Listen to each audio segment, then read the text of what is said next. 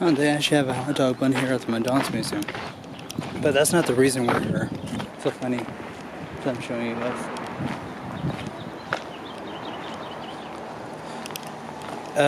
Okay, I'm not gonna walk through that. The reason I'm here is because of this. They're open, so... Oh. This is where we need to be at. Okay. Push hard. Okay. Oh, and I almost tripped there. Watch out for that. I was gonna make a video here last time I was here. You know, at the time we did the video right across, but they were closed. So.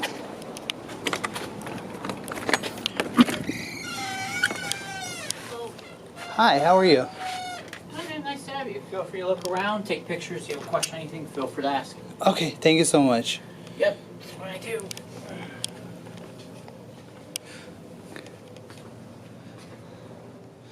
Okay, here's our last museum in San Bernardino. There's like one more museum here that I haven't explored, and that's the art museum. But that's, I think, on campus or something, if I remember correctly. But I'm taking a pass on this, on that museum. So this will be the last one out of this San Bernardino road trips.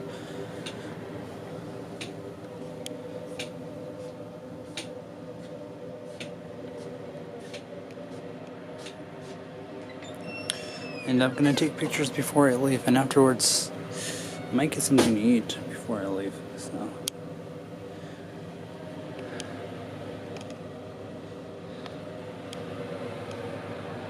I want to touch it, but I'm not going to. I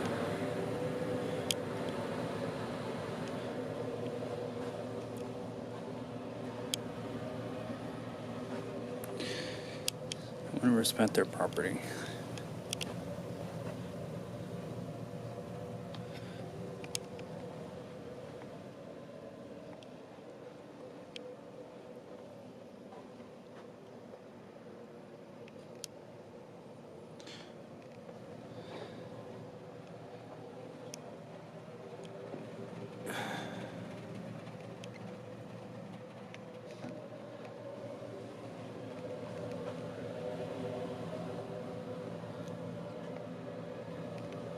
Look at that plane right there.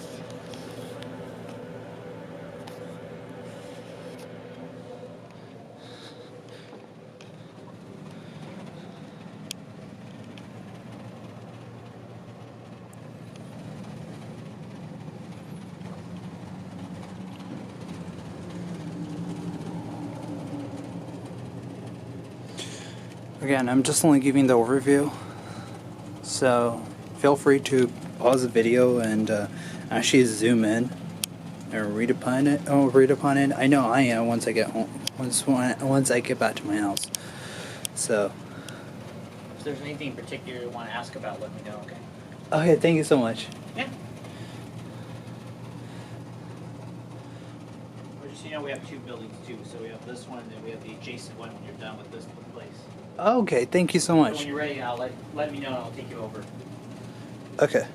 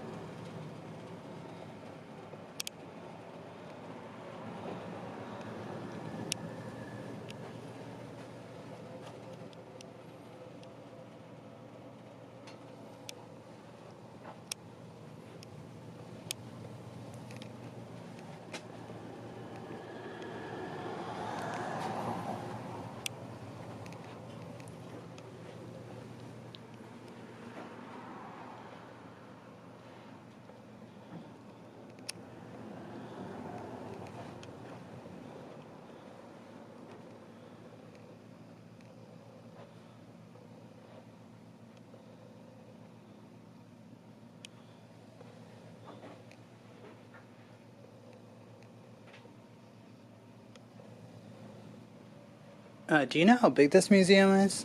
I can finish it in under an hour, right?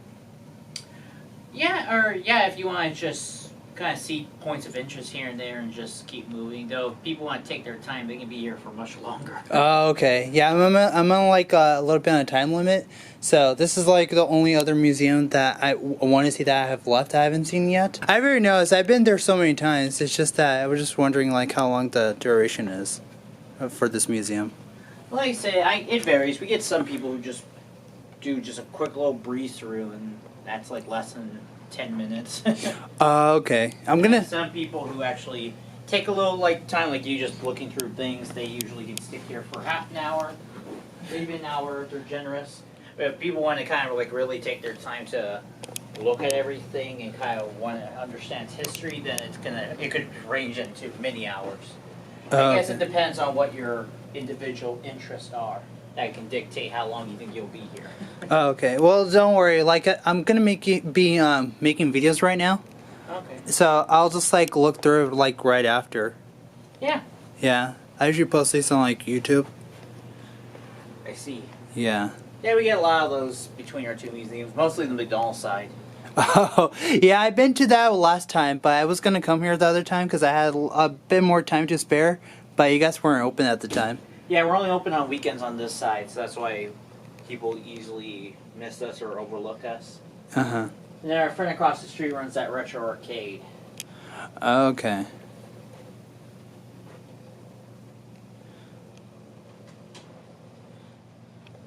I might get like a couple photos here and there, and then I think I should be ready to go to the other one. Okay, Yeah. yeah, do what you need to do. Just let me know when you're ready to progress to the next section. Okay. Is that the only other section? Yeah. Okay. It's the only, because it's between two small buildings. Oh. One being the first and main one, the other one being the secondary follow-up. Oh, okay. After 20 years of, well, 22 years to be exact, of operation, people have just brought things to us over that couple of decades where we had to accommodate with the other side in order to house those other items. Oh, okay. Gotcha. And people still, Okay. Gotcha.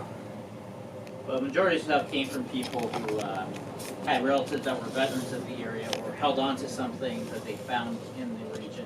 Those are water canteens, by the way. Okay.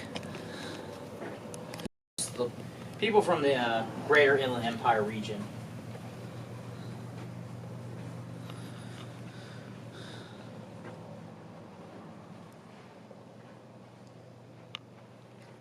Because our town was home to an active Air Force base before it was shut down.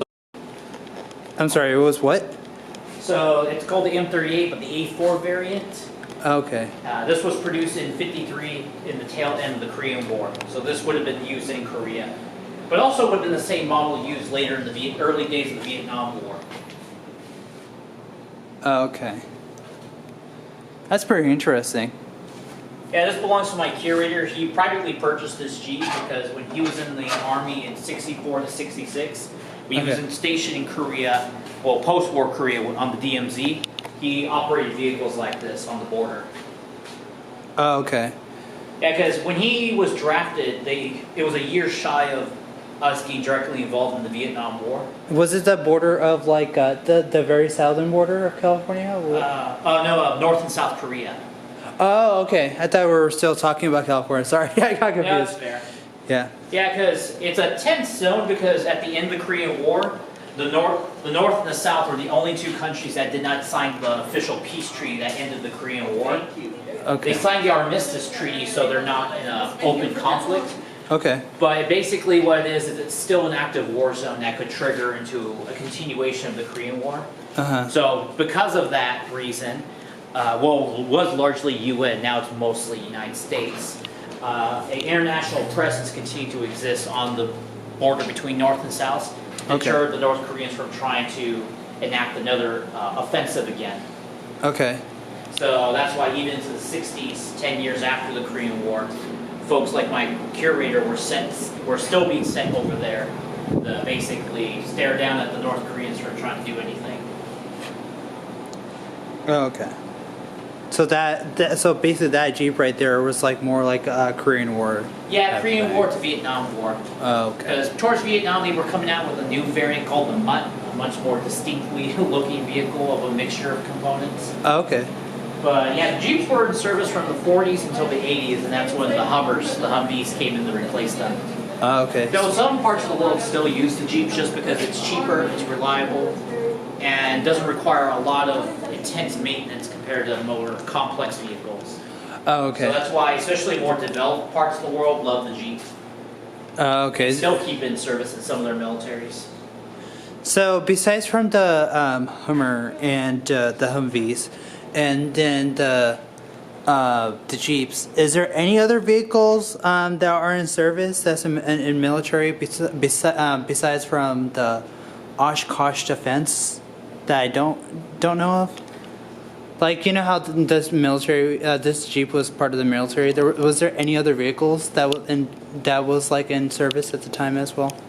Oh, whole sorts of vehicles. I mean, a lot of them no longer in U.S. service. Well, except for one, the M113, the Weasel.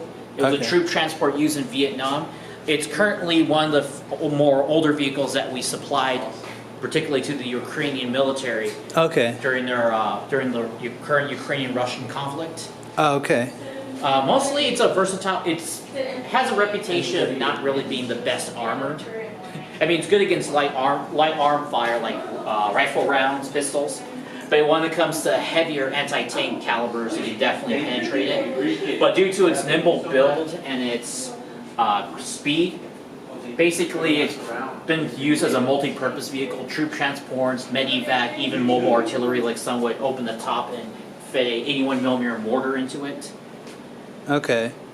That makes sense. Other things include the Patton tank, which we don't use anymore, but Turkey still uses it. Oh, okay.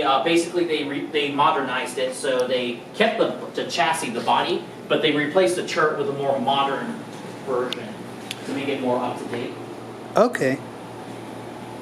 What else was in service back then? The Orbalic, which is no one likes to talk about that thing. Oh, really? Poorly designed. Oh yeah, this is a new room we just erected or assembled 5 months ago now to our women's service. We had these uniforms before, but my curator wanted to use this extra storeroom to consolidate it. The only uniforms that are not part of this section are a few that are part of family sets, like that of Helen S. Jones back at the other room, because it's next to her husband and her son's uniform.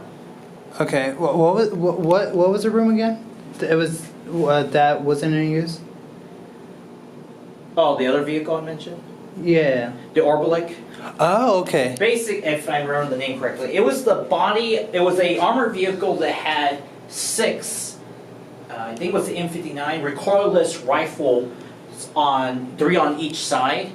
And why this thing is such a bad idea was the fact that, unlike a tank or armored vehicle where the weapon system's housed inside the vehicle so the operator can reload if needed, these external cannons were outside the vehicle, so once all of them were shot, someone had to get out to reload each individual one in order for it to fire again. So that basically exposed the operators to great danger if they need to reload in a firefight. Oh, okay. It was designed to be light enough to be airdropped, particularly, they were trying to experiment with the idea of an armored vehicle to assist paratroopers, because the problem with paratroopers is when you're dropped behind enemy lines, you really don't have a lot of armor protection or anti-tank capabilities. So they were trying to create something that could serve that purpose, but all designs they've been trying to do since World War II often ended up making something that's counterproductive than what it should be doing. Oh, okay. That's pretty interesting to learn. Yeah. And of course there's a bunch of transport vehicles like the Mule, the 2.5 ton, 3.5 ton trucks, and the Weasels, which like I said are still in service in some way or another. Okay. Usually a lot of those older vehicles you usually find in some parts of the world that, especially, well, I don't like to use the term, but it's pretty much realistic, like poor countries that don't have a lot of finance and industry, so they purchase someone else's hand-me-downs and press it into their own military. I mean, one good example is, well, in the 60s and 70s, the series of the Pakistani-India wars. Uh-huh. Both sides tend to utilize a lot of leftover equipment between the Americans and British, or what they could purchase. And that's why you kind of finally have similar vehicles being used on both sides at times. Okay.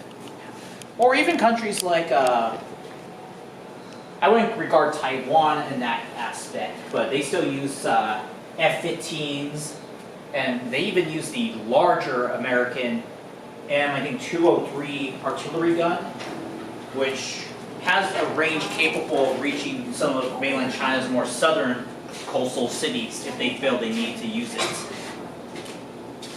Okay. But the cannon was originally used during World War II, so it's 80 years old. Oh, okay. That's pretty interesting. Yeah, sometimes the mentality of, well, same thing with Ukraine and Russia right now. Well, most of the Ukrainians, they use a lot of old Soviet-era equipment in their war against the Russians. Okay. So some of their weapons even date back to, like the 1910 Maxim, date back to World War I era. Okay. Cool.